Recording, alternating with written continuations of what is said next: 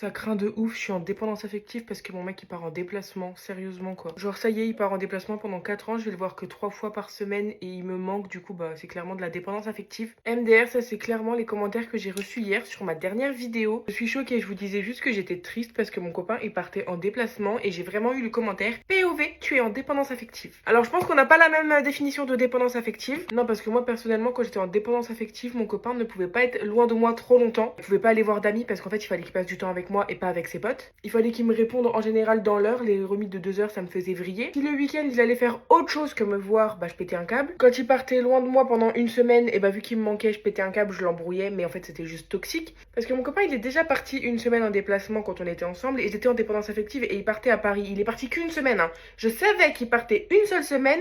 On s'est pris la tête toute la semaine. Là, je sais qu'il part pendant 4 ans. À l'heure où je vous parle, il est déjà parti pendant une semaine. Tout s'est super bien passé. Ça m'a vraiment choqué que la meuf, elle dise ça. Surtout qu'il y a quand même 300 personnes qui ont liké le commentaire. Ça veut dire qu'il y a 300 personnes d'accord avec elle. Alors, excusez-moi, mais je ne savais pas qu'être en manque de son copain, entre guillemets, bah, c'était de la dépendance affective. J'étais pas au courant. Donc, je résume les filles, hein. Ne dites pas à votre copain qui vous manque parce que c'est clairement de la dépendance affective. Enfin, je pense que cette dépendance affective-là, elle est très gentille. J'ai quand même répondu aux commentaires. J'ai dit ça, c'est pas de la dépendance affective. Pour l'avoir connu, crois-moi que ça l'est pas du tout. Elle me dit, mais du moment où t'es pas capable de rester 3 jours sans lui, si ça l'est.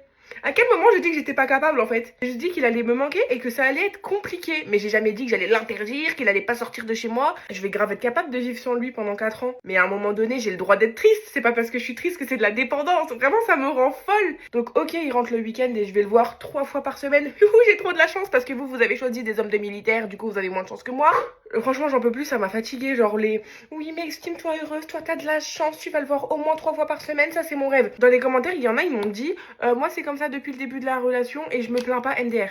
Mago, si t'as voulu sortir avec un militaire ou un mec qui fait du déplacement H24 et que tu t'en es senti capable, tant mieux pour toi, t'as accepté la situation. Moi maintenant, mon copain, il sait très bien mon ressenti sur la relation. Si je l'aurais rencontré et que je savais qu'il était en déplacement H24, j'aurais dit non, niette, j'aurais pas cherché plus loin. Sauf que maintenant, ça fait 4 ans que je suis avec lui, je l'aime et je vais pas le quitter parce qu'il est en déplacement. Après, si vous avez accepté ça dès le début, c'est votre problème. Je vois pas pourquoi vous venez parler sur mon TikTok, alors qu'en soi, moi, je vais vivre ça, mais seulement au bout de 4 ans de relation, genre. Bah désolé, c'est compliqué. Et c'est pas pour autant que c'est de la dépendance affective. Pour celles qui me suivent depuis longtemps, vous savez à quel point j'étais en dépendance affective et je suis vraiment très contente de m'être sortie de ça. Parce que si juste le manque d'une personne c'est de la dépendance affective, et bah autant pas se mettre en couple. Ou alors tu te mets en couple avec une personne que t'aimes pas, comme ça t'es sûr qu'elle te manque pas.